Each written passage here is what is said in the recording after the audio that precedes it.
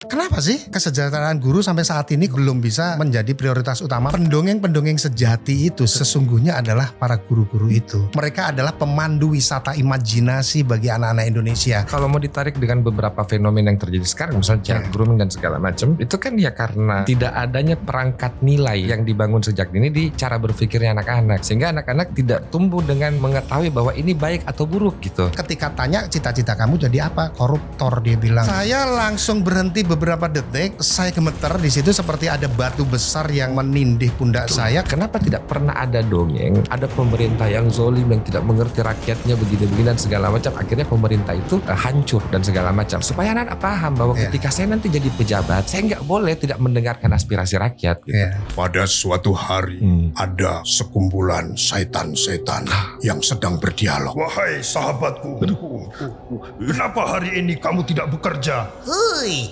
karena pekerjaanku hari ini sudah aku serahkan kepada para orang-orang yang memangku kebijakan. Jadi kamu tidak bekerja? Hei, lebih baik santai karena mereka lebih pintar.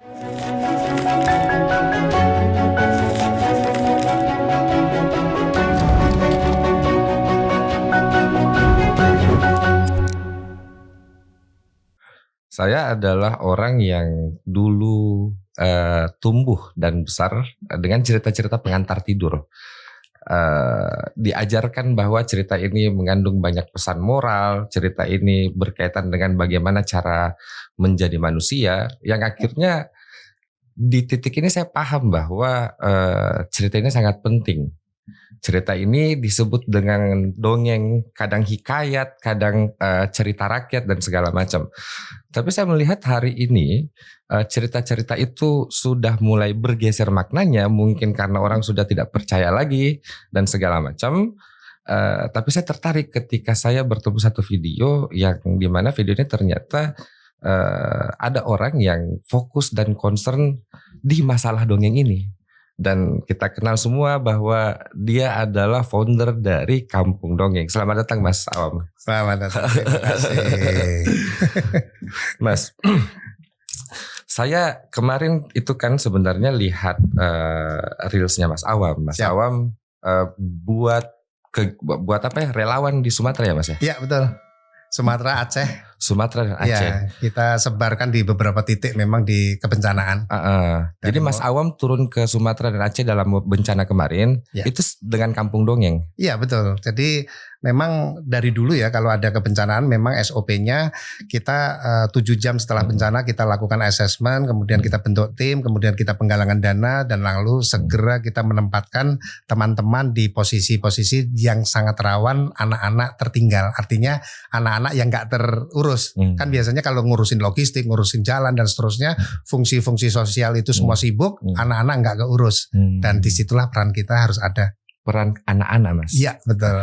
Apa poin penting dari dongeng sehingga Mas Awam berpikir bahwa dongeng ini penting untuk anak-anak? Pertama di kebencanaan anak-anak harus mendapatkan rasa aman.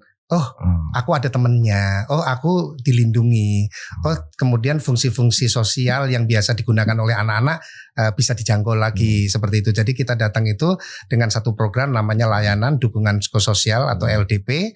Itu memang sudah punya SOP, kita buat sampai sekolah darurat, menjadikan anak-anak ini bukan sebagai objek tapi sebagai subjek. Mereka harus ikut serta di dalam sebuah keseharian mereka. Ya mereka harus tetap belajar, mereka harus tetap bersosialisasi, mereka harus olahraga, mereka harus makan bergizi dan seterusnya. Nah itu adalah tugas dari teman-teman di lapangan di LDP itu. Oh gitu Mas. Tapi Mas ini gini Mas, saya ini kan generasi yang tumbuh dengan cerita-cerita pengantar tidur ya. Bukan cerita barat juga sih tahun-tahun begitu gitu, tapi cerita seperti Timun Mas gitu, Keong Mas gitu. Yang akhirnya bahwa mungkin ada sedikit pengaruhnya cerita itu terhadap cara berpikir kita hari ini. Nah, sekarang kan anak-anak saya lihat sudah tidak ada lagi yang seperti itu gitu. Tidak ada lagi penutur gitu. Bahkan orang tua mereka tidak menjadi penutur atau tidak menjadi pencerita gitu. Betul. Menurut Mas Awam seberapa penting dongeng ini kemudian untuk perkembangan anak sebenarnya? Sebelum seberapa penting, kita harus kembali lagi bahwa kalau kita bicara orang tua, memang iya, orang tua sekarang untuk bercerita kepada anak-anak faktornya banyak ya, itu sulit karena harus memenuhi kebutuhan ekonomi dan seterusnya, sehingga merasa bondingnya nggak kebangun, nggak kebentuk. Maka muncullah relawan-relawan atau para pendongeng-pendongeng ini.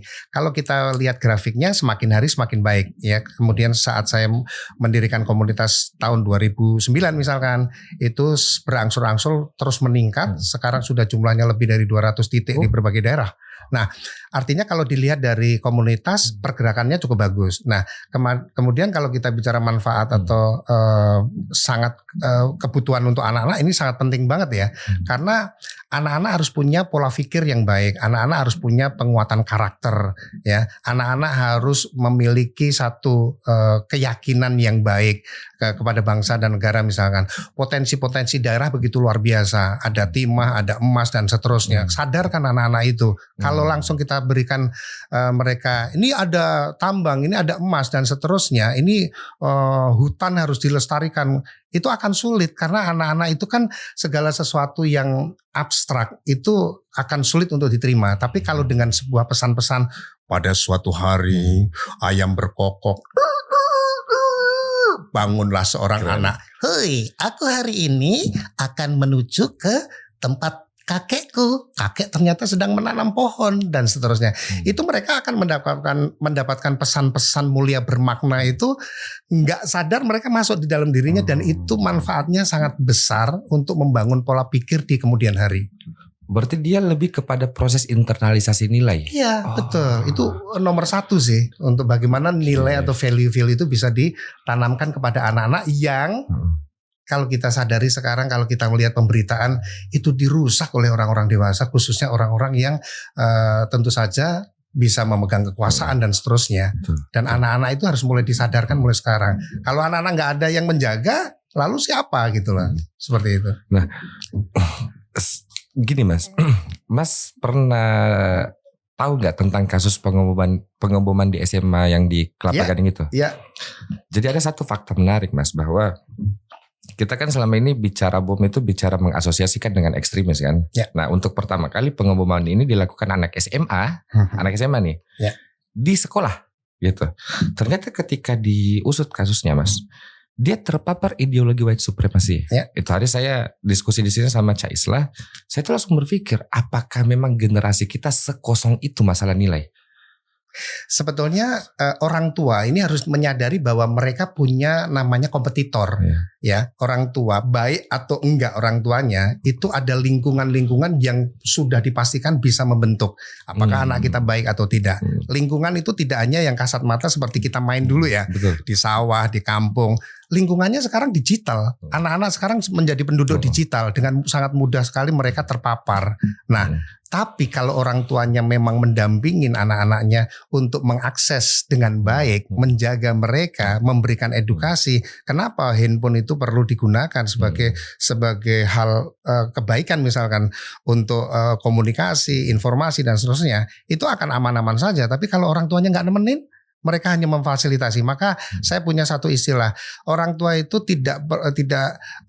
orang tua itu banyak yang memberikan keberlimpahan fasilitas kepada anak-anaknya sehingga anak-anaknya itu dengan serta-merta menjadi anak-anak yang sangat bebas sekali. Mereka menerjang kanan kiri dan pada akhirnya yaitu ada masuk informasi-informasi yang tidak benar, kemudian dia merasa bahwa kalau dia ke orang tuanya tidak bagus misalkan hubungannya bondingnya, ya dia akan melakukan hubungan baik dengan lingkungan-lingkungan itu dan pada akhirnya dia bisa memilih aku mau seperti apa. Iya betul, karena gini Mas, termasuk game kan? Iya. Game itu kan maksudnya untuk anak kecil tidak langsung harus dihadapkan dengan kondisi yang sangat-sangat virtual, sangat bebas seperti itu.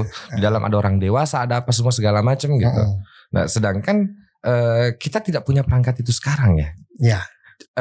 Pertanyaannya kemudian adalah, menurut Mas Awam, apakah pemerintah sekarang punya perangkat nilainya di pendidikan dasar? Seharusnya ada, seharusnya. Yang terjadi menurut Mas Awam? Yang terjadi saat ini memang ada satu titik kelemahan ya, karena kalau kita lihat ya bermunculannya situs-situs yang menggiring anak-anak kita misalkan seperti itu membuktikan bahwa itu terjadi kebocoran kan. Artinya tidak ada satu filter atau payung yang bisa membuat anak-anak kita itu aman gitu loh. Bahkan dan itu memang kan seharusnya menjadi fungsi negara di mana memberikan rasa aman kayak seperti satu lembaga misalkan kita sebut KPAI ya. Dia memang tidak bisa melakukan tindakan yang seperti kepolisian misalkan seperti itu, tetapi memastikan bahwa setiap apa yang terjadi baik itu di rumah, di lingkungan luar, di sekolah itu menjadi tanggung jawabnya sehingga pemerintah itu punya jembatan yang baik menerima informasi-informasi itu. Nah, disinilah akhirnya peran-peran seperti volunteer, relawan itu mau nggak mau masuk untuk ikut serta di dalam bagaimana anak-anak ini memiliki rasa aman itu dengan ya kemampuan terbatasnya lah ya. Karena kan kalau keliling ke berbagai lokasi sekolah kan membutuhkan pendanaan, tapi mereka dengan bergerak sangat masif ya sebisa mereka untuk memberikan pesan-pesan itu gitu. Mas, Kampung Dongeng ini pernah dinotis sama pemerintah nggak? Sering kali. Kerjasamanya dalam bentuk apa kamu? Dalam hal ini kebudayaan pernah kita membuat konten-konten tentang dongeng-dongeng legenda misalkan seperti itu, cerita rakyat lah ya. Ada fabel, ada kemudian legenda seperti itu. Nah, itu seringkali kita membuat konten-konten itu.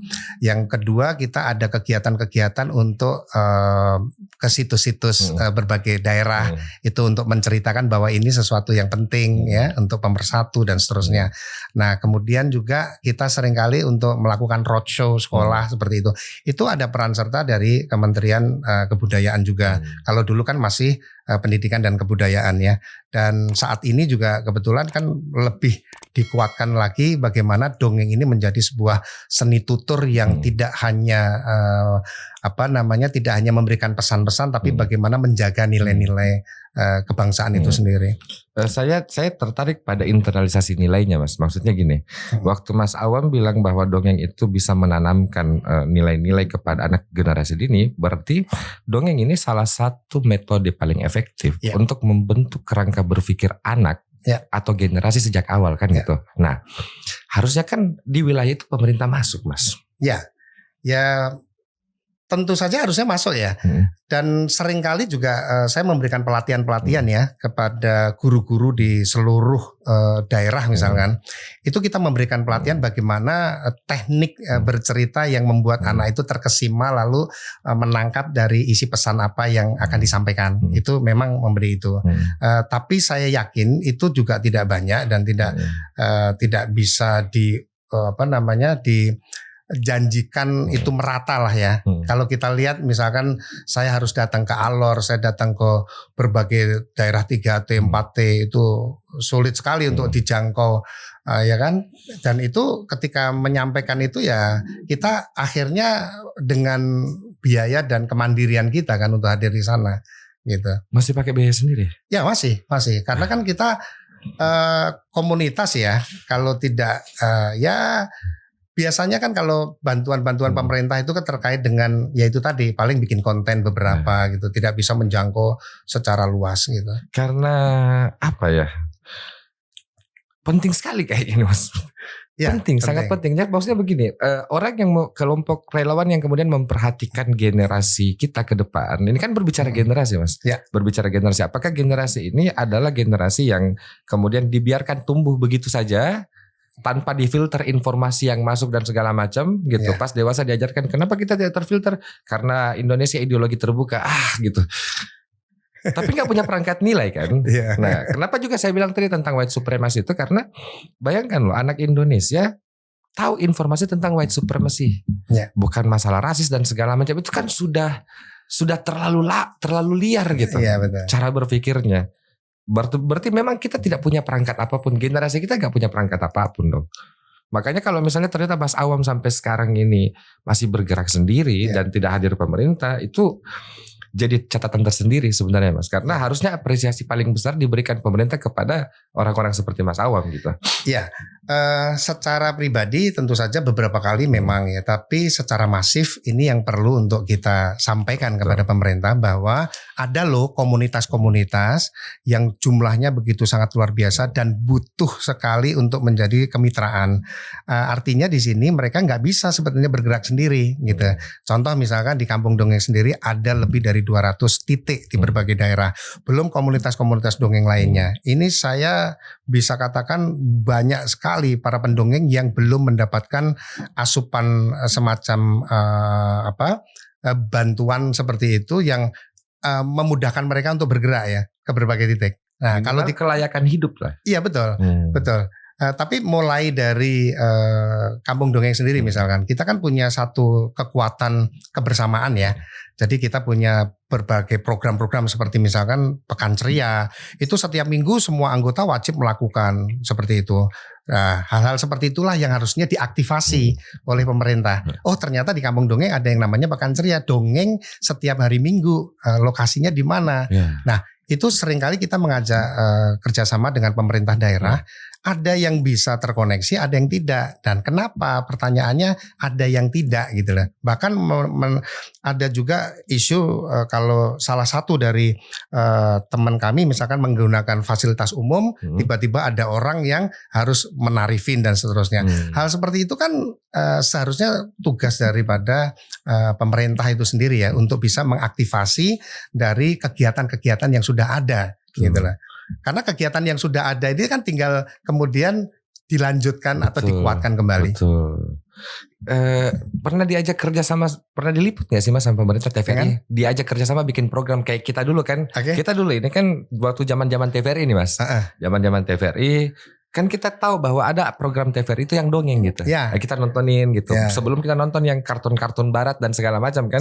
Kita nontonnya itu TVRI gitu. Nah, sekarang ada gak sih? Pasti ada gak sih kayak gitu Mas? Ada tapi tidak reguler banget ya. Jadi beberapa aja. Ini juga baru saya dihubungin hanya 9 episode. Kemudian sebelum itu beberapa TV swasta sering kali, tapi nggak bertahan lama juga. Karena gini, ada satu ada satu keresahan juga sebetulnya. Anak-anak itu bukan decision. Mereka tidak mengambil keputusan dalam tayangan-tayangan baik itu di TV maupun di sosial media. Nah, ketika anak bukan menjadi decision, artinya tugas orang tua kan seharusnya. Betul. Tugas orang tua untuk mengarahkan anak-anaknya untuk mengakses konten-konten edukasi. Nah, rupanya kemungkinan besar menurut keyakinan saya mereka tidak memberikan akses itu, tetapi akses-akses yang menurut orang tua ya menghibur mereka sehingga anaknya maunya ya ikut aja. Atau anaknya diam. Ya akhirnya tidak FYP misalkan gitu ya. Jadi konten-konten itu berhenti karena orang tua tidak mengarahkan anaknya menuju program-program itu. Itu salah satu faktor sih saya pikir. Padahal cara terbaik untuk mengajarkan nilai dan peradaban itu dongeng. Dan orang tua tidak bisa sendiri. Artinya itu sudah masuk ranah teknik kan biasanya kan. Sehingga jadi tujuan dongeng kan ada 3 nih sebenarnya. Dongeng untuk sebagai jembatan komunikasi, di mana ini dibutuhkan oleh orang tua, membangun bonding.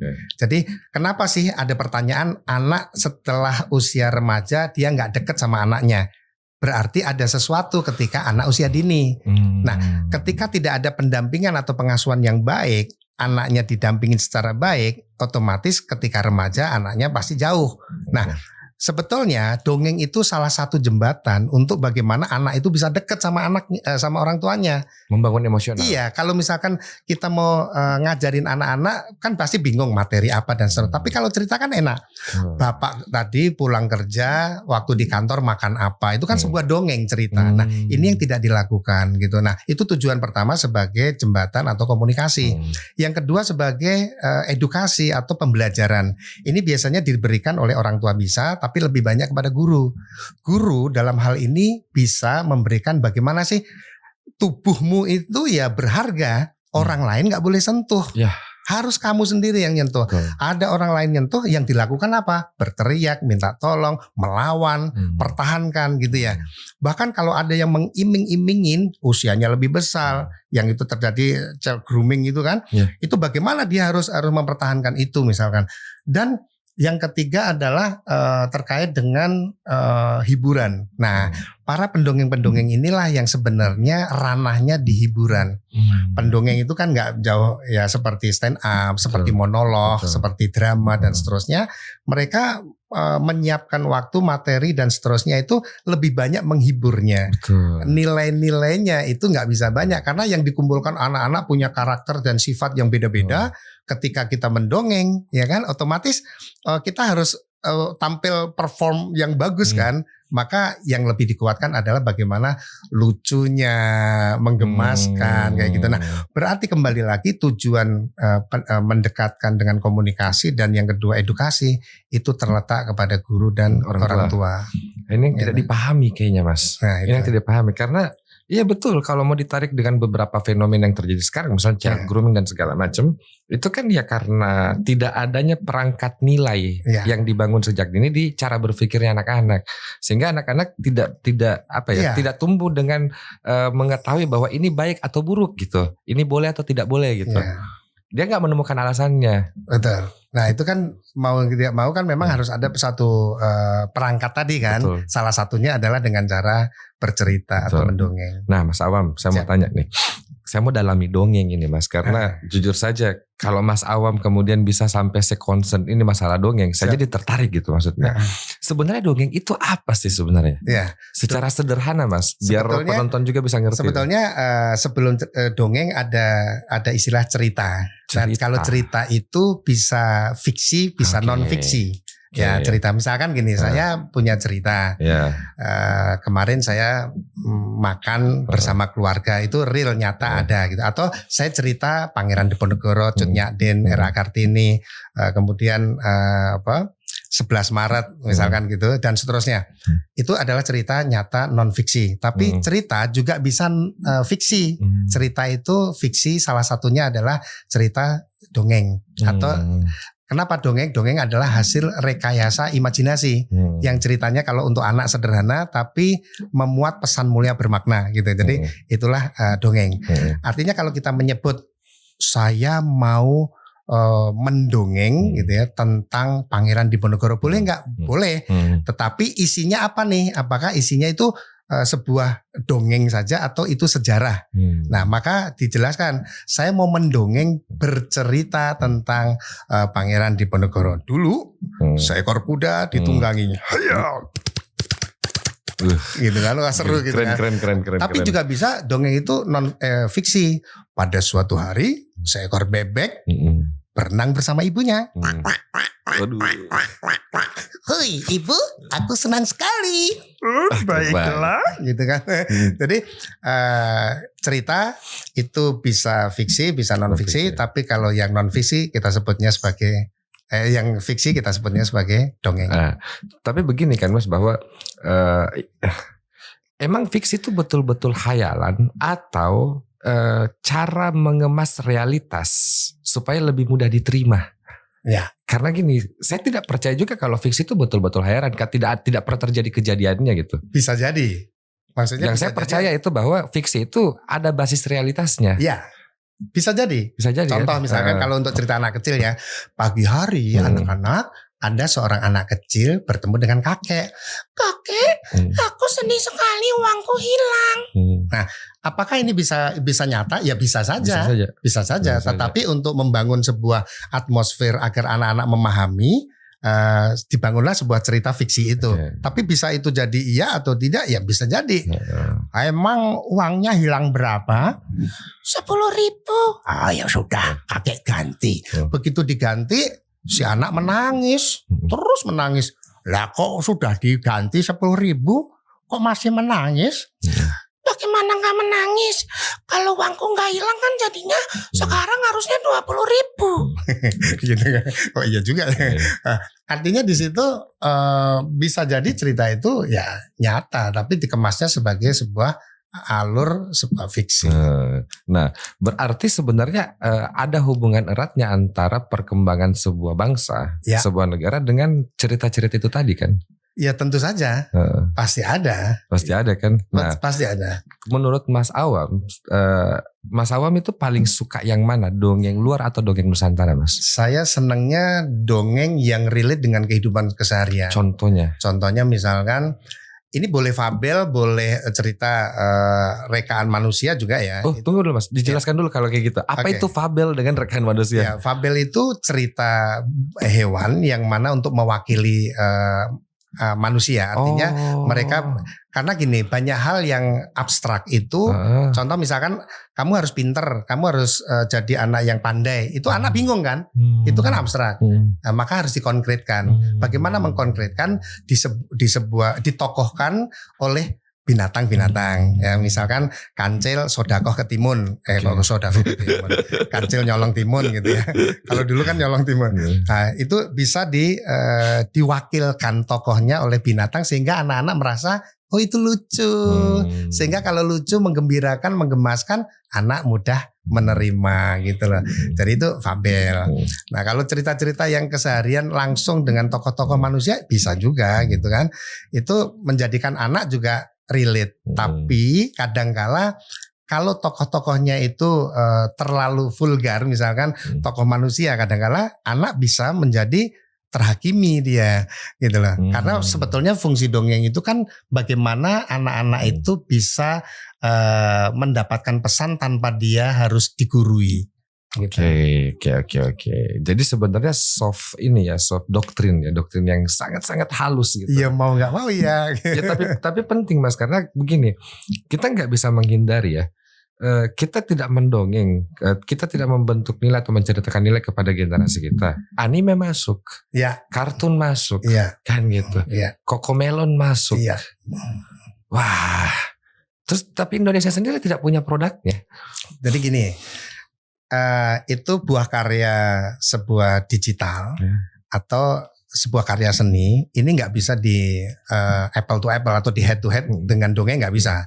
Artinya biarlah segala sesuatunya mau hadir silahkan gitu. Tetapi dongeng merupakan satu kekuatan komunikasi dan mengajarkan nilai-nilai, ini harus tetap hidup gitu loh. Artinya kalau kayak anak saya dulu seneng sekali nonton film kartun. Kemudian saya juga sering membaca atau nonton Donald Duck. Terus kemudian anak-anak saya main game dan seterusnya. Apakah saya melarangnya? Tidak juga gitu. Tapi saya punya kewenangan untuk menentukan mana game yang boleh, mana tontonan yang boleh, mana yang tidak, kan gitu.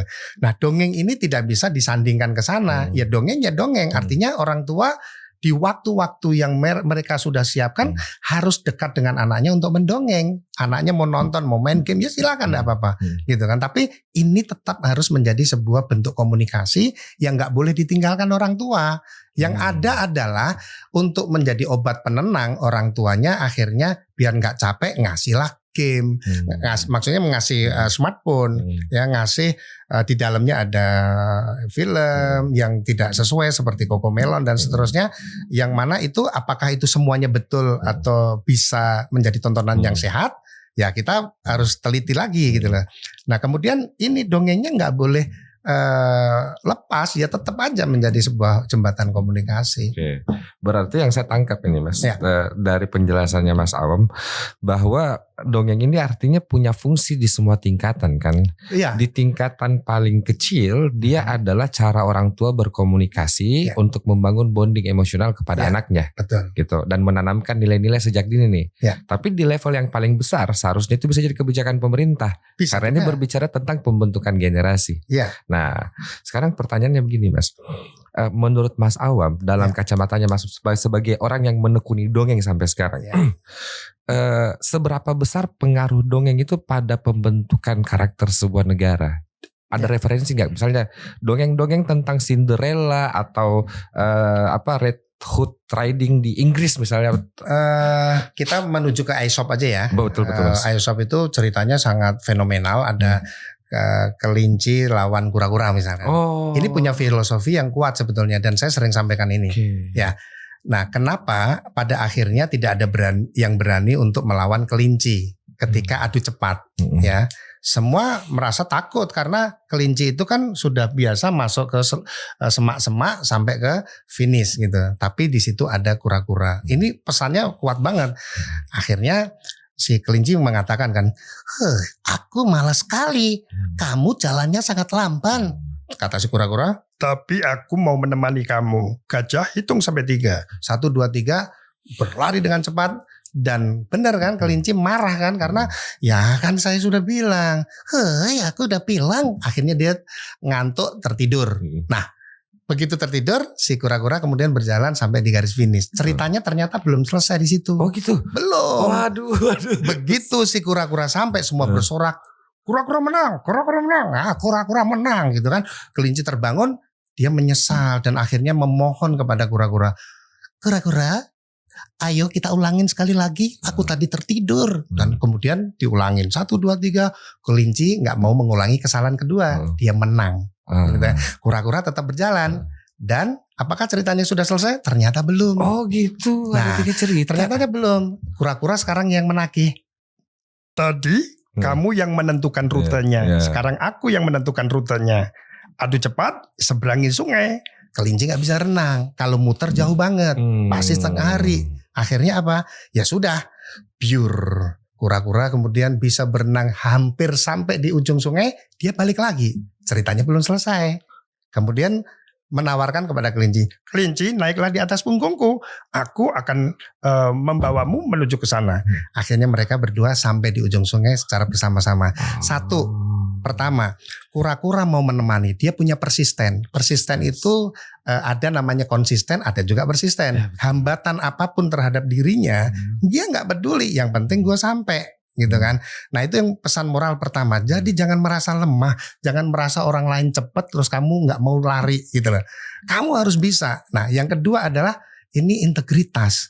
Orang nggak boleh ngejek orang, jujur pada diri sendiri. Kemampuan kalau namanya kita seorang pejabat sudah diberikan misalkan satu kewenangan, jangan sampai dong kita kemudian menyalahgunakan itu. Lari dengan cepat gitu loh. Nah itu akhirnya diselesaikan oleh kelinci. Yang ketiga adalah kompetensi.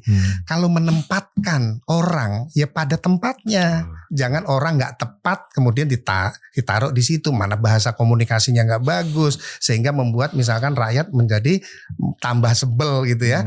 Karena komunikasi nggak tepat. Ya tempatkan pada tempat yang tepat. Seperti kelinci pasti akan menang kalau lomba renang. Tapi kalau burung akan cepat, dia akan terbang dan seterusnya. Dan yang terakhir adalah kolaborasi. Jangan kamu cepat sendiri terus kemudian selesai. Ada rekan-rekan tim kamu yang juga perlu untuk kamu bantu. Akhirnya dia balik kan. Ayo naik di atas punggungku. Kita sampai bersama-sama.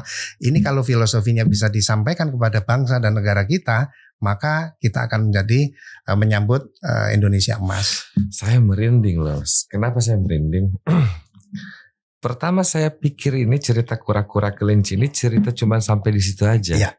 Maksudnya dari satu cerita ini yang cerita yang dipotong ini aja, potongan ceritanya aja itu bisa diulang-ulang sebagai pelajaran moral paling bagus untuk di seluruh dunia loh. Banyak yang ulang-ulang di seluruh dunia. Betul. Apalagi kalau sampai selesai ini ada 4 nilai yang sangat penting. Berarti saya bisa bilang begini, bisa nggak Mas kalau saya bilang begini? Dongeng itu adalah seni untuk memadatkan nilai dan mengemasnya menjadi bahasa yang sangat sederhana. Iya, saya setuju sekali karena kalau terlalu ribet, terlalu sebuah pesannya terlalu ribet, ya. Contoh misalkan atasan sampai ke tingkat bawah. Ini kalau nggak menggunakan storytelling yang baik, ini udah jadi beda nih, gitu kan? Dan akhirnya tujuan nggak akan tercapai. Sama seperti itu. Kalau misalkan seorang pemimpin itu tidak diberikan cerita-cerita yang seperti adanya, dipadatkan sebuah nilai, fokus nilainya itu nggak disampaikan, ya selesai. Nanti yang terjadi adalah sebuah pengambilan keputusan yang tidak sesuai dengan yang diharapkan. Cerita ketiga ini harusnya masuk di dalam dongeng politik ya. Karena kelemahan terbesar kita kan menempatkan orang karena genealogis. Ya dia selalu mengajarkan monyet berenang gitu Mas. Nah, saya pikir itu nilai itu hal yang kita lupa hari ini Mas. Karena saya melihat bahwa Indonesia ini hari ini lebih kepada masyarakat yang oke, kita hidup bersama, gitu. Kita sama-sama hidup ngirup oksigen yang sama di garis imajinatif yang kita sebut sebagai batas negara, gitu. Tapi kita tidak mendefinisikan diri sebagai sebuah bangsa, nggak ada nilai perekatnya, gitu loh. Mungkin oke lah statementnya Soekarno dulu bahwa kita dijajah 350 tahun, senasib sepenanggungan, gitu. Sekarang nggak ada, Mas. Nggak ada nilai perekatnya. Ingat nggak kalau Jepang dan mungkin juga Vietnam ya, kalau saya baca yang paling diutamakan adalah bagaimana guru-guru itu, ya kan? Baku restorasi Meiji. Ya, dan kalau kita baca banyak sekali literasi, ternyata guru itu tidak hanya terkait dengan bagaimana anak pintar dari pembelajaran kan, tapi juga dari pendidikan. Betul. Dalam hal ini adalah karakter. Bagaimana anak-anak dikuatkan kedisiplinan, bagaimana dikuatkan dalam keberanian, pengambil keputusan, tidak kemudian loyo ketika menghadapi rintangan dan seterusnya. Nah, inilah Indonesia sangat penting sekali bagaimana guru-guru itu bisa disejahterakan misalkan. Dengan kesejahteraan mereka otomatis ya mereka juga bisa mendapatkan tantangan-tantangan menjadi guru yang tidak hanya memberi pelajaran tapi juga dirindukan. Karena dengan teknik bercerita itu guru itu pasti akan selalu dirindukan oleh murid-muridnya, ya. Jadi kita sering lihat ya anak-anak bosan dengan pelajaran A, B, C. Betul. Ya bagaimana mereka nggak bosan kalau hanya yang dihadirkan adalah menunya seperti itu saja. Guru tidak mengolah dalam sebuah story yang sehingga anak-anak itu menjadi senang, menyukai dan seterusnya seperti itu. Hal yang serius jadi banyak fiksinya gitu. Tapi iya. Anak TK sudah seneng banget misalkan mereka tidak harus kalistung. Tapi begitu SD coba apa yang terjadi? Mereka harus bisa gitu kan.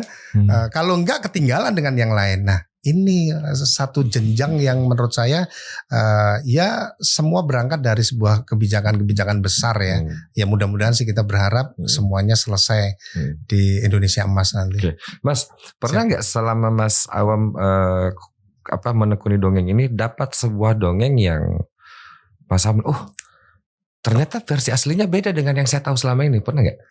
Ya bukan kaget ya, tapi memang tahu karena kan sering baca kayak misalkan Grimm Brother misalkan membuat sebuah mengadaptasi sebuah cerita yang kita kenal Putri Salju misalkan gitu ya. Nah itu kan cerita aslinya itu betul-betul merupakan cerita yang sebetulnya masih ranahnya ramah anak, tapi begitu masuk itu penuh dengan kekerasan kan. Snow White itu? Iya gitu kan. Itu kan kalau nggak salah saya baca juga penyihirnya itu yang jahat itu dihukum dengan kakinya mengenakan sepatu besi tajam di bara api, suruh menari seperti itu. Itu kan tidak ramah anak. Akhirnya oleh Disney itu dibuatlah ramah anak. Nah cerita-cerita seperti itu saya pikir banyak juga dan kita juga lakukan sebenarnya seperti Malin Kundang, Danau Toba dan seterusnya. Contoh misalkan Timun Mas gitu ya. Timun Mas itu kan ceritanya kan betul-betul kalau dulu kita baca itu kan satu pesan yang betul-betul mengerikan lah gitu ya. Ada raksasanya. Itu kalau diceritakan anak-anak raksasanya bisa dibuat memiliki pesan jahat tetapi juga lucu. Misalkan gini. Wah, aku senang sekali hari ini akan mengajak si Timun Emas tang ting tung ting tang ting tung gitu kan. Nanti anak-anak gitu kan. Terus diajak mereka berinteraksi. Tapi nilai-nilainya tetap akan bisa dijamin anak-anak ramah ya gitu. Berarti menceritakan kejahatan tidak harus dengan cara-cara yang kasar. Iya betul. Jadi yang kita mau cerita ya, yang kita mau pahamkan. Kemarin yang cukup viral ya di dongeng saya di Instagram itu di Reel itu saya menceritakan tumbler yang hilang. Itu kan kemudian saya buat cerita kan dongeng kan. Itu seorang anak kecil itu semuanya komennya positif loh. Yang kalau di tempat lain misalkan wah itu mencaci maki lah itu siapa itu gitu kan, tapi di komen-komen saya bisa positif. Jadi ternyata bisa memberikan pesan seperti ini gitu. Artinya nilai-nilai itu memang tidak harus disampaikan dengan cara yang menyeramkan, Betul. tapi cukup dengan sesuatu yang membuat anak-anak terbuka pola pikirnya. Bahkan orang tua juga saya pikir sama ya, seperti cerita-cerita tadi kan, itu 4 nilai tadi kan. Betul. Karena kan saya yakin bahwa kalau kita bercerita tentang kejahatan, kita cuma mau memahamkan dia kan, Iya. bukan memindahkan bentuk kejahatannya Nah kan. itu jangan sampai kita memindahkan itu. Betul. Nah, Malah nanti ini ada satu peristiwa nih. Jadi saya itu datang ke sebuah pertunjukan dongeng di sebuah kampung lah gitu ya, jauh sekali di Kalimantan Timur. Itu awal saya melakukan ice breaking, siapa yang menjadi orang hebat siapa menjadi orang pintar siapa yang rajin ibadah, siapa yang rajin sekolah dan seterusnya. Nah satu ketika saya langsung bertanya, cita-cita kamu jadi apa? Polisi.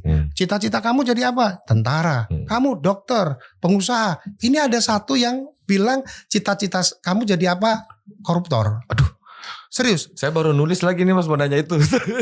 Saya langsung berhenti beberapa detik dan saya gemeter di situ seperti ada batu besar yang menindih pundak saya karena ketika tanya cita-cita kamu jadi apa? Koruptor, dia bilang.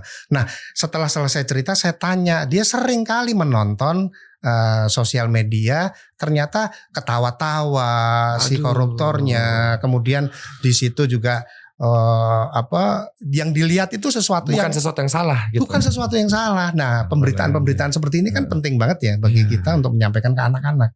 Ini nyata gitu. Saya juga pernah misalkan bercerita tentang anti bullying atau anti perundungan. Anak-anak mengatakan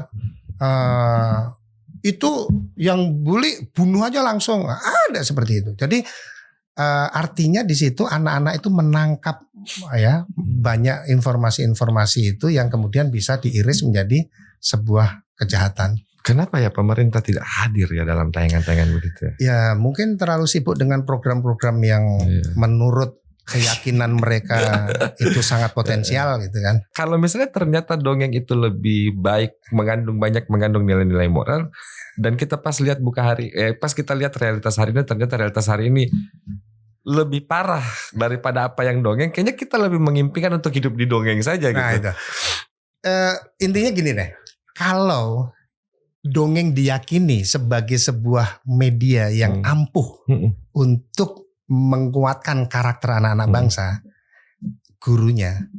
guru-guru inilah harus diopeni. Guru-guru inilah yang memang harus menjadi konsentrasi yang utama bagi pemerintah. Dalam orang awam seperti saya, nama saya Awam, kenapa sih kesejahteraan guru sampai saat ini kok belum bisa menjadi prioritas utama misalkan gitu ya. Nah, karena pendongeng-pendongeng sejati itu sesungguhnya adalah para guru-guru itu. Pencerita-pencerita yang hebat, handal.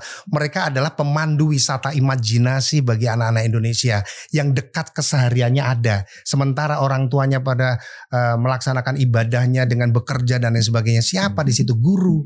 Nah, kalau gurunya tidak di-maintain, tidak diberikan keberpihakan kepada guru, ya kita akan lemah. Itu kalau dongeng bisa menjadi satu landasan, merupakan solusi bagi penguatan karakter anak. Saya sih sebenarnya yakin itu Mas. Setelah mendengar penjelasannya Mas Awam, yang terlintas di kepala saya justru begini. Misalnya agama ya. Agama itu kan punya level dongeng juga. Punya cerita untuk menceritakan nilai-nilai agama, kisah-kisah kan gitu. Kisah-kisah yang bisa diceritakan yang merupakan lahir dari nilai-nilai para nabi, para rasul gitu kan, segala macam. Nah, sahabat dan segala macam. Artinya agama pun kemudian mengakomodir itu, mengakui bahwa cerita itu penting. Ya. Orang tidak langsung harus berdebat dalam ranah filosofis bahwa Tuhan itu ada tidak ada, diskursus teologis, bukan itu. Kan anak-anak kecil ini harus tumbuh dengan cara berpikir itu. Nah, persoalannya kenapa kita tidak melakukan ini ya? Melakukan gimana maksudnya? Maksudnya melakukan dalam artian begini. Indonesia misalnya kebangsaan nasionalisme itu bahkan tidak ada dongengnya Mas. Iya. Nah, justru itu. pesan-pesan kisah-kisah Qurani, sirah nabawi itu banyak sekali. Betul. Dan itu memang yang bisa menjadi jembatan itu ya sekali lagi ya para guru-guru tadi ya. Nah, sehingga ketika cerita-cerita itu dibuat satu kurikulum ya kan, sebagai nilai-nilai yang akan disampaikan anak-anak kan, saya pikir selesai karena semua nilai-nilai itu ada. Misalkan sifat Rasulullah ya, dari kejujuran, keberanian dan seterusnya itu sangat mudah diberikan oleh guru-guru kepada murid-muridnya, dan saya pikir negara juga sudah harus hadir untuk itu. Bagaimana itu dengan mudah bisa disampaikan pada anak-anak. Contoh Mas, maksud saya nasionalisme ini bisa dijadikan dongeng kan? Bisa kan? Bisa, untuk mengajarkan anak-anak itu nasionalisme misalkan, kan betul. gitu. Satu contoh misalkan kalau melihat bendera merah putih, bagaimana kita bersikap, itu kan bisa juga dibuat sebuah alur cerita, ya kan? Kemudian ketika setelah menghormat bendera dia melihat ada petugas diajak ibunya atau bapaknya ke kelurahan, tiba-tiba harus menyetor duit untuk ngurus KTP misalkan ini ya. Nah, ini kan sebuah nilai anaknya dalam cerita itu bisa langsung anaknya protes misalkan gitu. Nah itu kan bisa. Jadi nilai-nilai kebangsaan sangat bisa sekali untuk didekatkan hal-hal itu gitu loh. Tinggal bagaimana ini dibuat sangat masif sekali. Di sekolah ada, di lingkungan-lingkungan rumah ada, ya perwakilan-perwakilan ada, sehingga menjadi satu kebutuhan dasar hidup bagi warga negara untuk kemudian mengenal, mencintai bangsa dan negara. Kayaknya saya lebih berpihak ke dongeng hari ini Mas. Mas Awam bilang bahwa dongeng itu walaupun dia imajinasi, fiksi, tapi ada basis faktanya. Gak beda dengan program pemerintah. Itu hampir tidak ada basis faktanya kayaknya Mas. Karena begini Mas, contoh ya, kita bicara dunia pendidikan hari ini. Contoh, concern kita di pendidikan hari ini kan bahwa dari masyarakat concernnya kesejahteraan guru. Ya. Oh ya dong, karena memang saya pernah update story Mas. Saya kaget itu bahwa ketika saya lihat postingan gaji guru honorer itu 300.000 per bulan. Saya kaget, saya komen kan, betul ini 300.000 per bulan. Coba yang punya data DM dong. Saya di DM Mas datanya, slip gaji, banyak slip gaji yang DM. Tahu nggak Mas? Bukan 300.000 per bulan, 300.000 per 3 bulan Mas. Per 3 bulan. Itu data ya itu. Iya. Slip gaji bang, ini slip gaji bang, 300.000 per 3 bulan. Saya bilang, wah gila sih. Gila kan? Gila sih. Iya. Nah persoalannya adalah ternyata apa yang jadi problem tidak di-capture sama pemerintah. Yang di-capture malah pemerintah berimajinasi anak-anak lapar. Kan imajinasi pemerintah begitu. Maka anak-anak sekolah ini harus dikasih makan. Saya bertanya, kan orang makan itu kan karena lapar, bukan karena sekolah kan gitu. Kok anak-anak sekolah dikasih makan gitu maksudnya? Makan sih bagus, tapi bagi yang lapar, bukan bagi yang bersekolah gitu. Dan memang di sekolah, beberapa sekolah pasti ada yang lapar juga. Ada yang lapar gitu. Tapi banyak juga yang tidak. Banyak juga yang tidak gitu. Ya. Jadi terus yang harus didongengin siapa nih? Anak-anak atau? Yang harus didongengin begini Mas. Masalahnya adalah di situ kan tidak ada nilai yang bisa kita ambil dari apa yang dilakukan oleh pemerintah hari ini. Kenapa tidak pernah ada dongeng yang lahir, tapi ini pasti jadi outsider dongengnya Mas.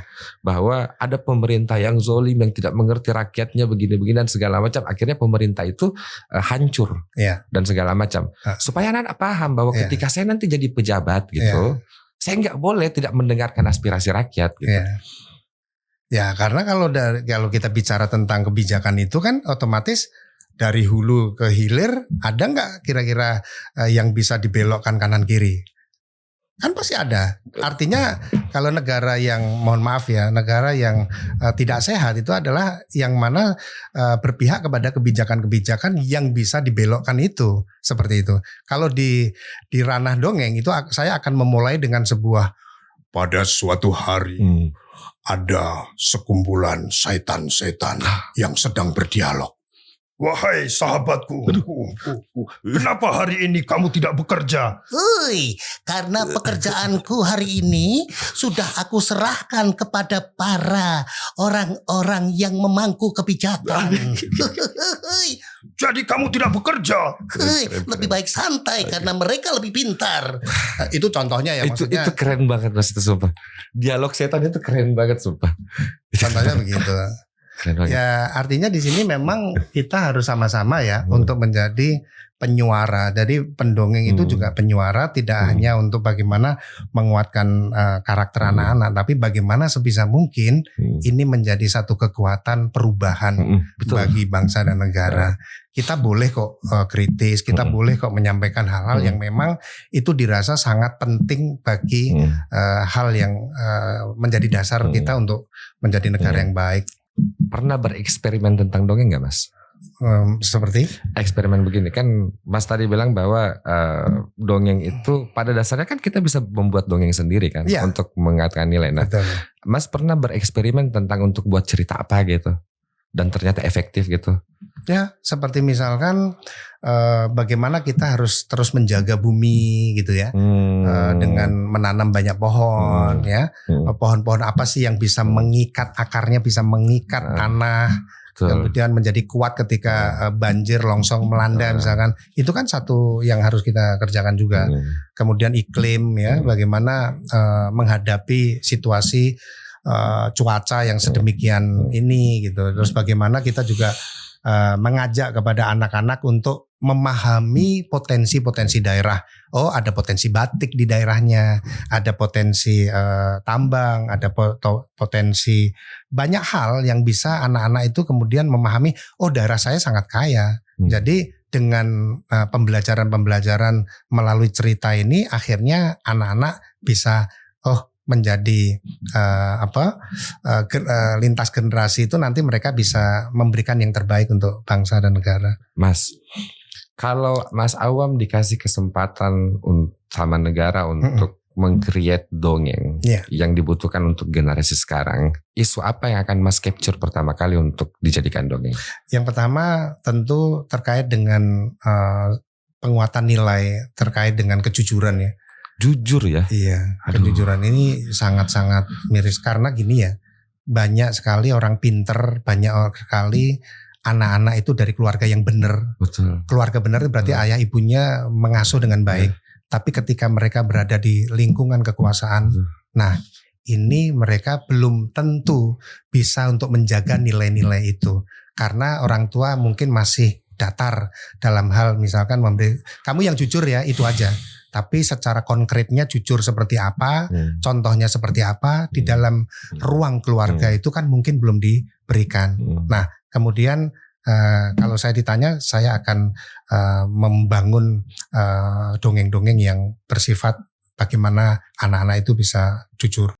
Tapi jujur hari ini tuh kayaknya dipahami sebagai sesuatu yang kadang membahayakan untuk diri sendiri. Makanya ada yang bilang bahwa ya mending tidak jujur aja sekalian gitu, daripada kita juga terlalu jujur, kita yang hancur sendiri gitu.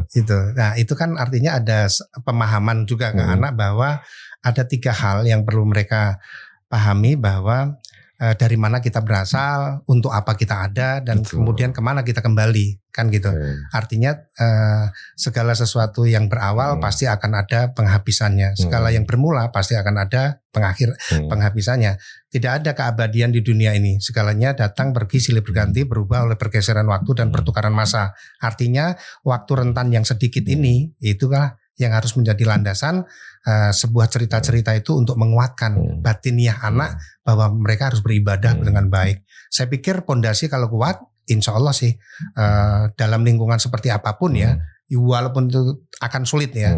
Karena sulit itu saya katakan bukan berarti anak tidak menjalankan atau tidak menjalankan sesuai dengan apa yang dipelajari, tetapi bisa jadi keterpaksaan yang kalau enggak dia akan celaka misalkan seperti itu. Artinya dari situ dia akan sadar, oh ya udah paling mati. Nah, hal-hal seperti itu yang harus ditanamkan. Mas tunggu Mas, dongeng ini dipelajari di fakultas nggak sih? Dipelajari di jurusan nggak sih? Ada, tapi biasanya PGTK ya, pendidikan guru biasanya. Oh bukan sastra? Sastra mungkin ada, tapi lebih kepada seni pertunjukannya. Seni pertunjukan. Ya, tapi kalau untuk penguatan karakter anak dan seterusnya biasanya lebih ke fakultas di keguruan, PGTK, PGSD gitu ya. Nah itu biasanya guru-gurunya dibekali dengan teknik bercerita. Karena sering sekali juga mengisi kuliah umum gitu ya. Gitu. Seperti itu. Nah, menurut Mas Awam, Ada nggak perbedaan antara dongeng luar negeri dengan dongeng Indonesia, khususnya pada persoalan ketika ditanya yang mana paling kontekstual untuk diceritakan hari ini kepada generasi muda? Ya sebetulnya dongeng itu pada alurnya sama ya, pasti berbicara terkait dengan isu sosial, sebagai sindiran, sebagai penguatan karakter dan seterusnya. Hanya yang hidup di zamannya itu memang beda dengan sekarang, karena sekarang kan masalahnya kan di isu-isu yang itu dulu sudah usang lah kita bisa baca ya. Tapi kalau yang sekarang kan memang ya mau nggak mau kita harus melakukan adaptasi. Contoh nih, misalkan saya punya satu cerita yang mengambil ide dari Aladin, lampu ajaib. Ini saya adaptasi nih. Muncul, halo, aku siap mengabdi Tuan. Apa yang bisa aku bantu? Gitu kan. Nah, dongeng yang saya berikan justru saya balik, tapi idenya sama.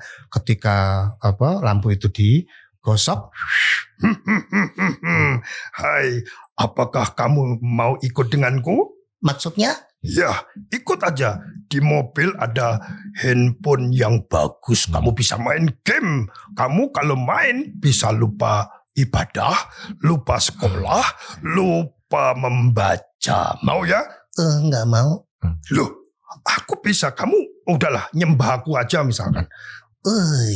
Iya karena butuh, iya karena stain kepada Allah. Aku menyembah pada Allah. Aku meminta pertolongan, jadi nggak sama kamu, gitu misalkan gitu. Artinya dongeng-dongeng lampau itu masih relatable kalau dilakukan sebuah adaptasi. Sebenarnya sama aja sih gitu. Saya berkali-kali lihat hari ini langsung Mas Awam itu spill sedikit-sedikit cara mendongeng. Saya bilang gila keren banget sih. Siap-siap bikin. Apa yang harus dilakukan Mas? Orang-orang kalau kami mulai tertarik, kayaknya saya harus jadi pendongeng nih. Contoh begini ya Mas ya. Saya ini kan sudah punya anak Mas. Saya baru punya anak ya. Setelah pernikahan yang panjang jujur saja saya baru dikasih anak gitu. Siap. Pas anak saya lahir, saya kemudian baru sadar, oh dari POV orang tua ini tanggung jawab itu seperti ini. Ya. Dan anxiety-nya jadi orang tua itu banyak. Ya. Jujur saja. Saya tidak mau anak saya terpapar apa bla bla segala macam kan gitu. Ya. Dan ketika pas selama ngobrol ini Mas, saya perhatikan kayaknya saya mulai paham pentingnya dongeng ini seperti apa. Nah, apa tips dari Mas Awam untuk orang-orang seperti saya kalau saya berpikiran kayaknya saya harus mulai punya kemampuan dongeng ini minimal untuk anak saya gitu. Ya, orang tua ya. Ya sebagai orang tua. orang tua. POV orang tua. Memahami terkait dengan pengasuhan. Pengasuhan itu adanya interaksi. Ya, interaksi itu satu bisa fisik, kemudian emosi, sosial, intelektual, spiritual. Nah, kita berangkat yang satu dulu aja, fisik. Orang tua kalau namanya cinta sama anaknya harus mengasuh. Kalau ngasuh itu harus ada interaksi. Maka lakukanlah sebagai orang tua itu harus bisa dengan anak itu selalu menjadi alat permainan. Apalagi seorang ayah. Jadi permainan terbaik bagi anak adalah tubuhnya bapaknya, orang tuanya. Karena dari tubuhnya ini misalkan gosokin gigi, ngandukin dan seterusnya, itu ada momen-momen di mana orang tua itu bisa bercerita. Gitu. Momen-momen di mana penguatan karakter, kemudian nilai-nilai itu bisa ditanamkan di situ. Ada yang salah dalam hal memahami konsep kemandirian anak. Anak itu diminta mandiri dengan pakai baju sendiri, pakai celana sendiri, pakai sepatu sendiri. Ya kamu mandiri, pakai itu gitu kan. Masa nggak mandiri gitu ya. Nah disitulah saya menyayangkan, justru sampai anak malu untuk kita pakaikan, disitulah waktu kita berhenti sebetulnya. Untuk jadi pencerita ya. Iya, karena kita di saat-saat itulah namanya prime time, waktu yang prime sekali untuk kita dekat dengan anak sambil makein baju kita bercerita. Kamu tahu nggak ada burung namanya pitput, burungnya terbang. Aku hari ini harus berani terbang, gitu kan? Burung itu kemudian terbang nak, sambil kita makein baju. Sampai anak nanti udah merasa bahwa aku mau dipakein baju terus, nah itulah selesai. Kalau enggak jangan suruh anaknya pakai baju sendiri. Ini mahal ini. Ini itu. Tips ini mahal ini. Nah, konsep parenting itu memang bagaimana orang tua selalu ada sebuah peningkatan pembelajaran terkait dengan itu. Jadi dekatlah dengan anak. Jembatannya banyak, jembatannya dongeng, momennya banyak. Nah, Kalau saya misalnya mau mulai untuk saya harus jadi pendongeng. Ya. Saya kayaknya memilih untuk jadi pendongeng untuk anak saya, Mas. Ada nggak referensi yang harus saya baca untuk bentuk-bentuk cerita itu, Mas? Ya. Paling mudah adalah pengalaman hidup. Oh. Jadi kalau habis ketemu Kak Awam di sini, nanti di situ walaupun anaknya masih 1 tahun atau mungkin setengah tahun, ceritakan tadi ketemu sama kakak pakai kacamata, pakai topi, dia cerita begini, La la la la. cerita tentang raksasa. Anaknya belum tahu, tapi itu pembiasaan. Bagaimana agar kita itu selalu dekat dengan anak. Karena kalau sudah gede mau nanya, berkomunikasi, bingung mau ngomong apa. Itu. Tapi kalau sudah pembiasaannya cerita dari kecil, gampang. Kalau sudah remaja, kita nggak merasa kehilangan mereka. Ini mahal karena waktu nggak bisa dibeli soalnya. Iya betul. Mau Betul. sekaya apapun kita nggak bisa ngulang gitu Betul. momen-momen itu. Mas Awam, Siap. ini udah sejam, saya terima kasih banget, mahal sekali pembicaraannya ini. Saya ingin tanya pertanyaan terakhir, Mas. Ya. Kalau memang Mas Awam harus meninggalkan sebuah pesan untuk apa yang terjadi saat ini di Indonesia dalam perspektif seorang pendongeng, Ya. apa pesannya, Mas? Pesannya